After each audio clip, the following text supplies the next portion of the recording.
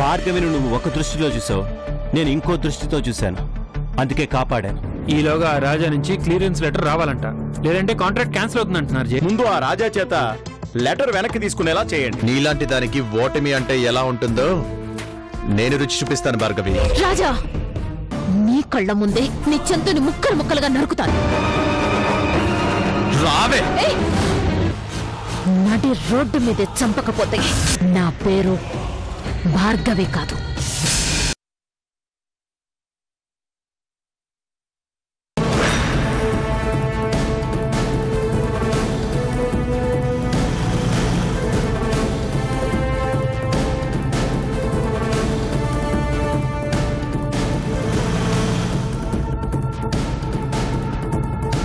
నీలాంటి దానికి ఓటమి అంటే ఎలా ఉంటుందో నేను రుచి చూపిస్తాను భార్గవి. రాజా, వదలు. రాజా,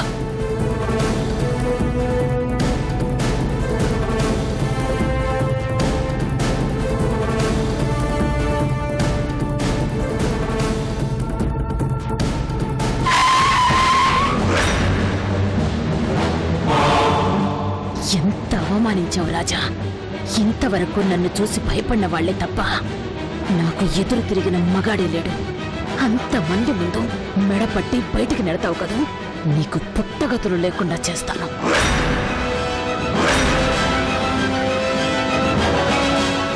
ఇంతవరకు నాకు బెదిరించడమే తెలుసు. నన్ను అవమానించావు, నిన్ను ఊరికే వదిలిపెట్టను. ఇంతకింత అనుభవించేలా చేస్తాను.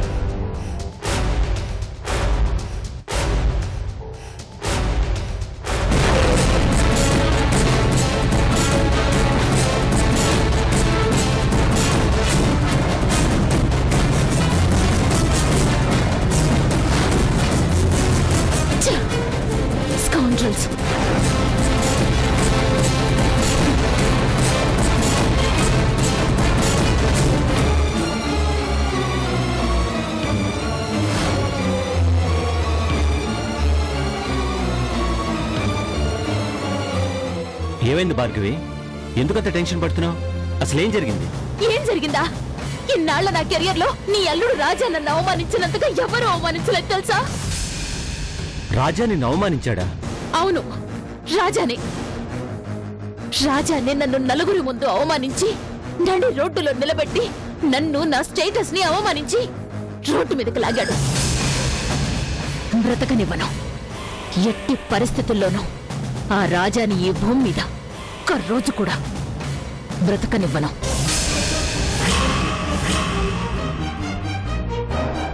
అసలు అంత దూరం ఎందుకు వచ్చింది భార్గవి? రాజా ఎప్పుడు నీతో కూల్గా ఉంటాడే, అలాంటి మనిషి నీతో గొడవ పడ్డవేంటి? నిన్ను అవమానించడం ఏంటి? అది నడి రోడ్డు మీద లాగాడా? నేను నమ్మలేకపోతున్నాను. మీరు ఏది నమ్మరు, ఎందుకంటే మీ దృష్టిలో ఆ రాజా చాలా గొప్ప మనిషి, అందరికీ దేవుడు. కానీ నాకే విలన్లా తయారయ్యాడు. నేను వద్దు వద్దు అని ఎంత మొత్తుకున్నా వినకుండా వెళ్లి మున్సిపల్ కమిషనర్ గా లెటర్ ఇచ్చాడు. ఆ లెటర్ వెనక్కి తీసుకోకపోతే ప్రాజెక్ట్ ఆగిపోతుంది అని ఫోన్ల మీద ఫోన్లు వస్తున్నాయి. ఆ లెటర్ ని వెనక్కి తీసుకోమని అడిగితే మీ అల్లుడికి రోషం పొడుచుకొని వచ్చింది. నా మీద ఇంతెత్తు లేచి నన్ను మెడపెట్టుకుని బయటికి నెట్టాడు. నో, నేను నమ్మను. రాజా చిన్న మాటకి అలాంటి పని చేయడు. ఇంకేదో జరుగుంటుంది. అవును, జరిగింది. నా మాట వినకపోతే మర్యాదగా ఉండదు అని నేనే వార్నింగ్ ఇచ్చాను. అక్కడ వార్నింగ్ ఇచ్చాను, రేపు రాజాని బ్రతకనివ్వను.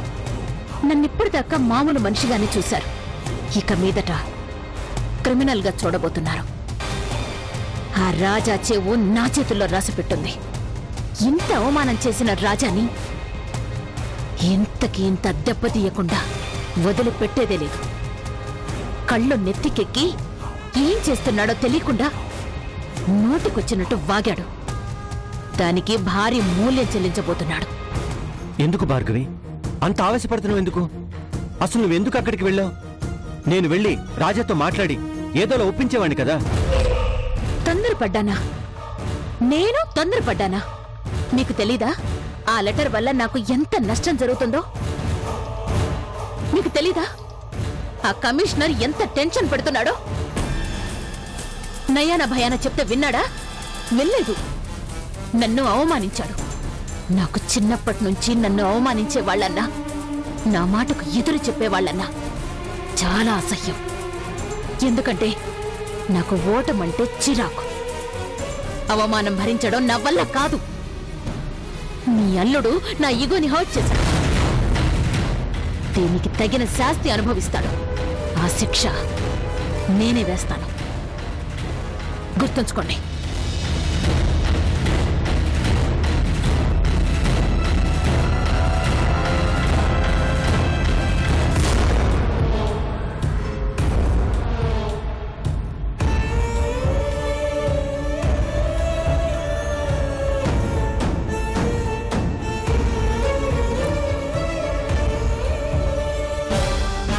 డాడీ, డాడీ,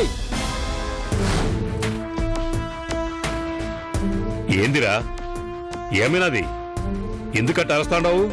మీకు ముఖ్యమైన విషయం డాడీ. ఆ రాజాకి భార్గవికి మధ్య చాలా పెద్ద గొడవ జరిగింది. అవునా? నీకట్ట తెలుసు? నువ్వేమన్నా చూసినావా? చూశాను డాడీ. ఏందిరా నువ్వు చెప్పేది నిజమా? అవును డాడీ. భార్గవిని రోడ్డు మీదకు లాక్కొచ్చి మరీ అందరూ చూస్తుండగానే రాజా భార్గవిని తిట్టాడు. ఆ కాంట్రాక్ట్ విషయంలో నువ్వు వచ్చి నాతో బిజినెస్ చేయాలని భార్గవి అడిగిందట. దానికి రాజా ఒప్పుకోలేదు. కోపంలో మాట అనుకున్నారు.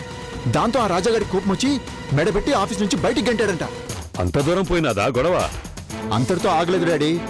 భార్గవి కోపంలో రాజాని చంపుతానని బెదిరించింది. ఆ లెవెల్లో గొడవ జరిగింది డాడీ. ఆగాగు, ఏమన్నావు?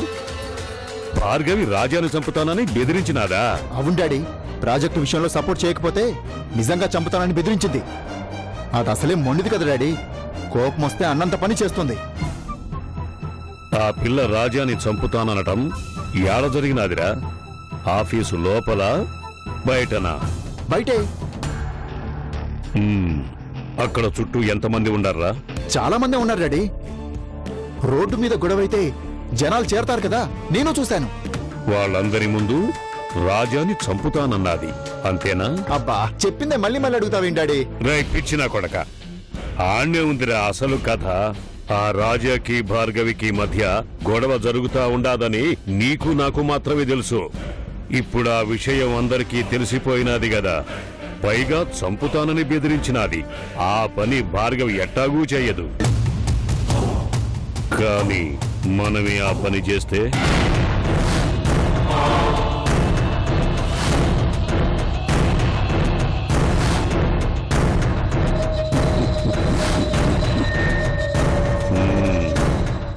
ఏంటాడి నువ్వు అనేది?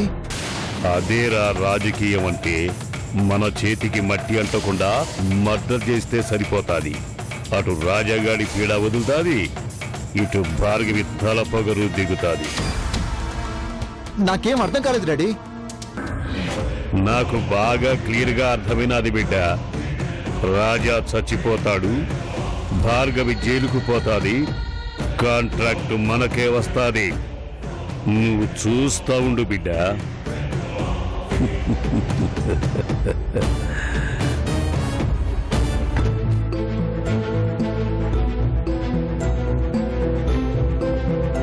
బ్రతకనివ్వను.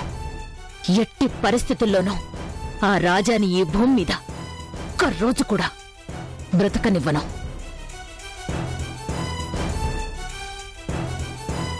ఇక మీదట క్రిమినల్ గా చూడబోతున్నారు. ఆ రాజా చెవు నా చేతుల్లో రాసిపెట్టుంది.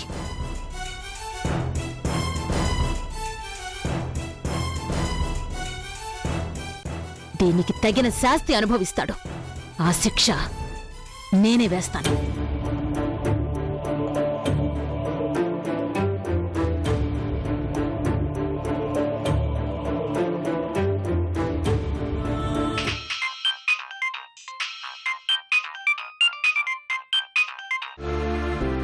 హలో అంకుల్, చెప్పండి. రాజా, ఏం చేస్తున్నావు? ఆఫీస్లో ఉన్నాను అంకుల్.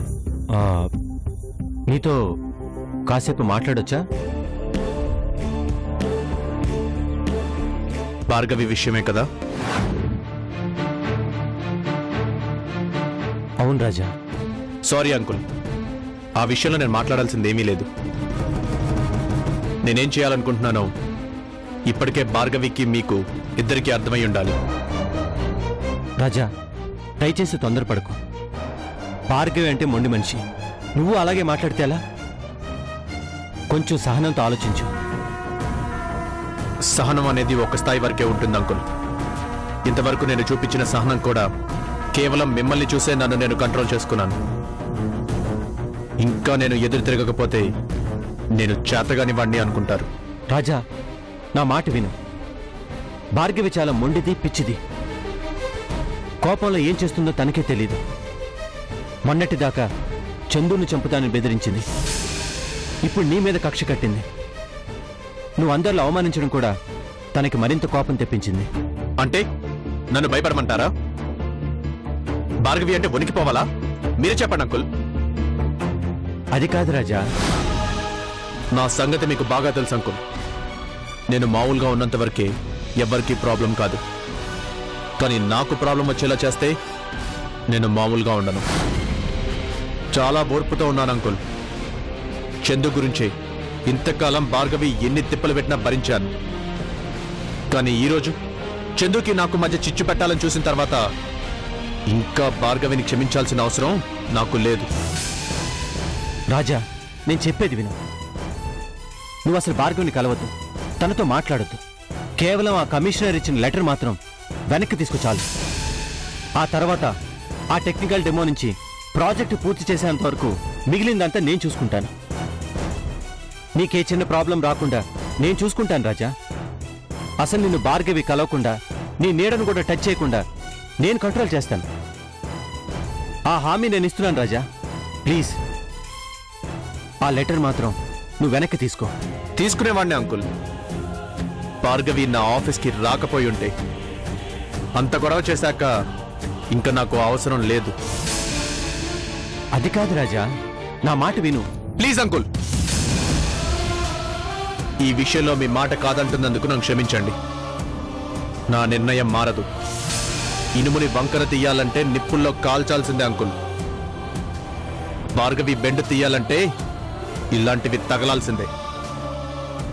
దయచేసి మీరు ఇన్వాల్వ్ కాకండి అంకుల్. సారీ. రాజా,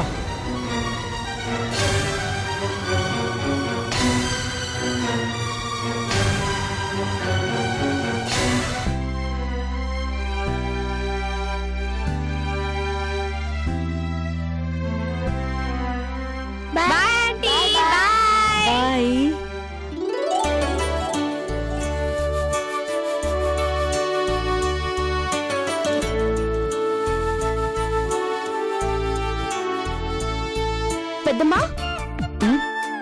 చందు, పెద్దమ్మా, పెద్దమ్మా, ఆగాగాగాగు, ఏంటంత హడావుడి? నెమ్మది, ముందు కూర్చో. లేదు పెద్దమ్మా, నాకంత టైం లేదు. చాలా చాలా పనులున్నాయి. ఏంటమ్మా నీ హడావిడి?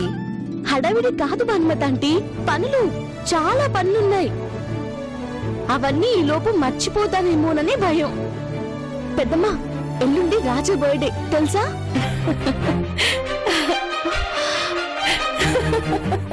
ఎందుకు నవ్వుతున్నా పెద్దమ్మా? రాజా నీకు భర్త కాకముందు నుంచే నాకు తెలుసు. నా దగ్గర పెరిగాడు. తను పుట్టినరోజు నువ్వు నాకు గుర్తు చేస్తుంటే నవ్వొస్తోంది.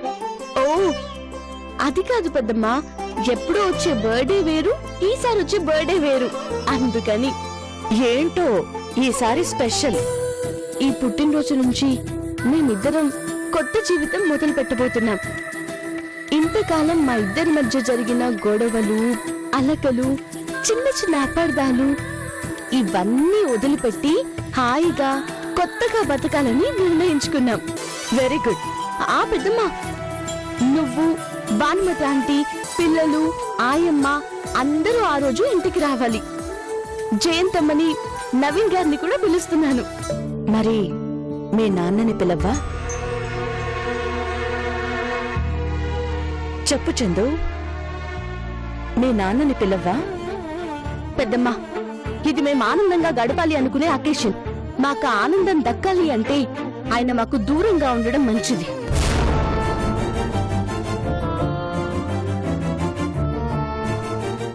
తప్పు కదమ్మా. మీ నాన్న ఎప్పుడూ నీ మంచి కదా కోరుకుంటాడు.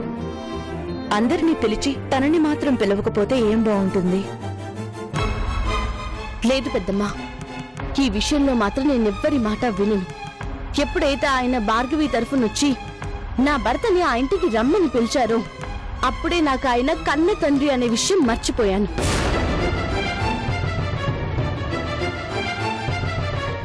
ఆ భార్గవి నాకు నా భర్తకి మధ్య చిచ్చు పెట్టింది అంటే అర్థం ఉంది. కానీ ఆ పెద్ద మనిషి దానికి అనుకూలంగా మాట్లాడడం మాత్రం నేను భరించలేను పెద్దమ్మా. పెద్దమ్మా, ఆ ఫంక్షన్ తర్వాత నేను రాజా కలిసి చాలా దూరం వెళ్ళడానికి ప్లాన్ చేస్తున్నాం. బహుశా రాజా నేను ఫారెన్ కి వెళ్ళొచ్చు పెద్దమ్మా. అందుకే అందరికీ గ్రాండ్ పార్టీ ఇవ్వాలని అనుకుంటున్నాం. మీరు తప్పకుండా రావాలి. తప్పకుండా వస్తానమ్మా. పెద్దమ్మా, నాకు చాలా పనులున్నాయి. షాపింగ్ చేయాలి, రాజాతో కలిసి లంచ్ చేయాలి, ఫంక్షన్ ఏర్పాట్లు చూడాలి. వస్తాను పెద్దమ్మా. ఏంటమ్మా ఇది? అందర్నీ పిలిచి వాళ్ళ నాన్నను మాత్రం పిలవటం మానేసింది. ఏం చేస్తాం భానుమతి, కృష్ణ జీవితమే అంతా. ఎవ్వరికీ దగ్గర కాలేడు, ఎవ్వరికీ అర్థం కాడు. ఆ దేవుడు ఎలా రాశాడో, ఈ తండ్రి కూతుళ్ళని ఎలా కలుపుతాడో.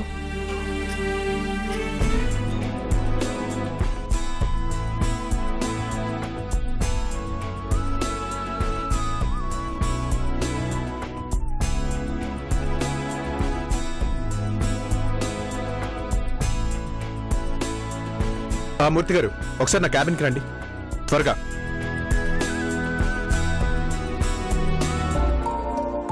ఏంటి రాజా? ఇదిగోండి, ఈ ఫైల్ తీసుకెళ్లి చీఫ్ ఇంజనీర్ గారికి ఇచ్చేయండి. అలాగే రాజా. అన్నట్టు నేను మధ్యాహ్నం నుంచి ఆఫీస్కి రావట్లేదండి. చందు నేను కలిసి షాపింగ్ వెళ్తున్నాం. ఓహో అలాగా. నా బర్త్డే ఉంది కదా, దానికోసం బట్టలు కొనాలి, షాపింగ్ వెళ్దాం అంది. ఆడాలతో షాపింగ్ అంటే మీకు తెలియందే ఉంది. ఒక విషయం చెప్పనా రాజా, ఆడాళ్ళకి షాపింగ్కి మనతో ఖర్చు పెట్టించే డబ్బు కంటే మనం వాళ్ళ కోసం ఖర్చు చేసే టైమే ఎక్కువ ఎక్కేసుకుంటారు. అందుకే షాపింగ్ కానీ బయటికి కానీ వెళితే అంత తొందరగా వదలరు. పెళ్ళైన తర్వాత మగవాడి పిల్లలని గుట్టుగా దాచుకుంటాడు. ఆడపిల్ల అందరి ముందు ప్రదర్శించడానికి ఇష్టపడుతుంది. అందుకే వాళ్ళకి వీలైనంత టైం మనమే కేటాయించాలి. అందుకే కదండి నా ఫుల్ టైం తనకే కేటాయిస్తున్నాను. ఈసారి చందన్ తీసుకొని ఎటైనా టూర్ వెళ్ళాలి. అన్ని టెన్షన్స్ మర్చిపోయి హాయిగా ఎక్కడైనా కొన్ని రోజులు గడిపి రావాలి. అయితే ఇంకెందుకు ఆలస్యం, బయలుదేరు. చెప్పిన టైం కంటే ముందే వెళితే భర్తకు మరిన్ని మార్కులు పడతాయి. చందుని ఆఫీస్కి వస్తానంది మూర్తి గారు. హలో చెప్పండి. అవును, ఇప్పుడా? సారీ అండి, నాకు కొంచెం పనులున్నాయి. అలా కాదండి, ఇంకోసారి కలుద్దాం ప్లీజ్ అండి. సరే. ఎవరు రాజా? ఎవరు రమేష్ అని ఎన్ఆర్ఐ అంట. మియాపూర్ దగ్గర ఏదో షాపింగ్ కాంప్లెక్స్ కట్టాలి అంటున్నారు. ఒకసారి వచ్చి చూడగలరా అని నన్ను రిక్వెస్ట్ చేస్తున్నాడు. అదేంటి రాజా ఇలా ఫోన్లో మాట్లాడడం ఏంటి? వస్తే మన ఆఫీస్కి రావాలి, లేదా మనల్ని వాళ్ళ ఆఫీస్కి రమ్మనాలి, అంతేగాని. అతను వెంటనే వెళ్ళాలంట మూర్తి గారు.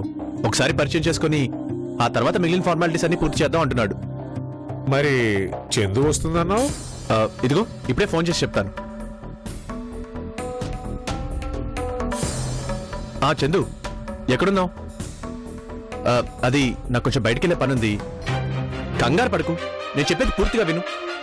నేను ఇప్పుడు మియాపూర్ వెళ్తున్నాను, నువ్వు అక్కడికి వచ్చేసి నేను అక్కడే ఉంటాను. అటు నుంచి ఇద్దరు షాపింగ్ వెళ్దాం. కొంచెం అర్జెంట్ పని, నువ్వు రావడానికి ఎలాగూ లేట్ అవుతుంది కదా. ఈ లోపల ఆ వర్క్ ఫినిష్ చేసుకుని వచ్చేస్తాను. ఉంటాను. బాగానే లైన్లో పడ్డావు రాజా. అదేంటండి అలానే సారు? నువ్వు చెప్పాల్సింది చెప్పావు కానీ తను చెప్పేది వినలేదు కదా, అందుకని అంటున్నాను. సరే మూర్తి గారు, నేను బయలుదేరుతాను. ఇంకా ఆఫీస్ విషయాలు ఏమైనా ఉంటే. రాజా కొంచెం చూసుకున్నాడు. ఏం పర్లేదు మూర్తి గారు, కాసేపు కూర్చున్నాడు. ఏం కాదులేండి, ఇప్పటికే చాలా ఆలస్యం అయిపోయింది. అది కాదు రాజా, మీరు మరీ ఎక్కువ మూఢనమ్మకం పెట్టేసుకుంటున్నారు మూర్తి గారు. జస్ట్ టేబులేగా తగిలింది, ఏం కాదులేండి. పైగా ఆ అన్నర ఎదురు చూస్తుంటాడు, ఆయనకేదో టైం అవుతుందని మరీ మరీ రిక్వెస్ట్ చేశాడు. నేను వెళ్ళొస్తాను.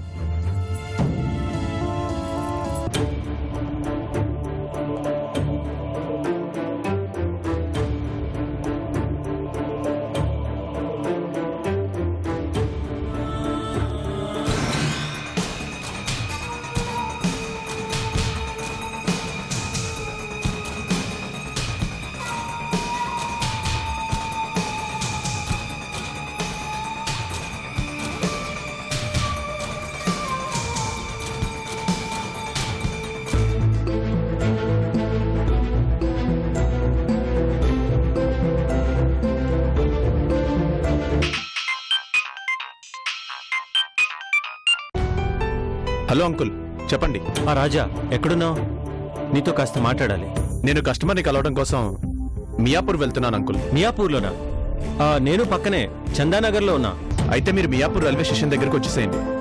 ఆ దగ్గరలోనే ఓపెన్ ల్యాండ్ ఉంది, మనం అక్కడ కలుద్దాం. అలాగే రాజా, ఇంకో 20 మినిట్స్లో అక్కడ ఉంటాను. Okay uncle, bye.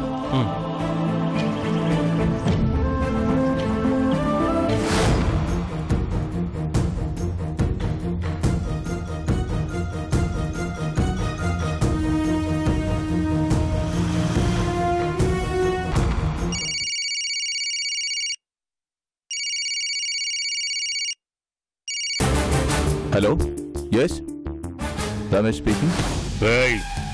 ఏడ్చావు గానీ సరిగా మాట్లాడరా. అబ్బా సారీ అన్నా. ఏమైనాది, వాడు వచ్చినాడా? ఇంకా లేదన్నా, వాడు వచ్చే టైం అయింది అనుకుంటా. వచ్చే టైం కాదు, పోయే టైం వచ్చి ఉండాది. మనం పెట్టిన స్పాటు మిస్ కాకూడదు, తెలిసినాదా? అలాగే అన్నా, మనోళ్ళు రెడీగా ఉన్నారు. నువ్వేం టెన్షన్ పడుకో, పని అయిన తర్వాత నేను ఫోన్ చేస్తాను. ఉంటాను.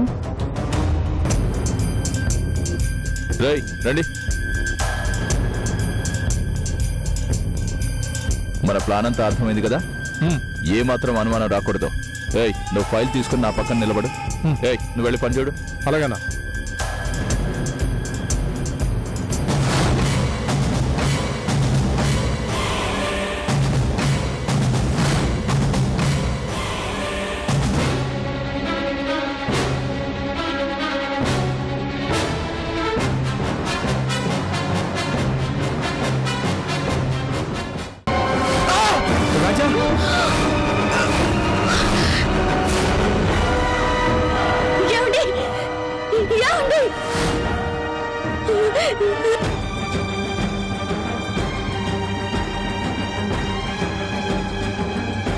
ప్లీజ్ డాక్టర్ చెప్పండి.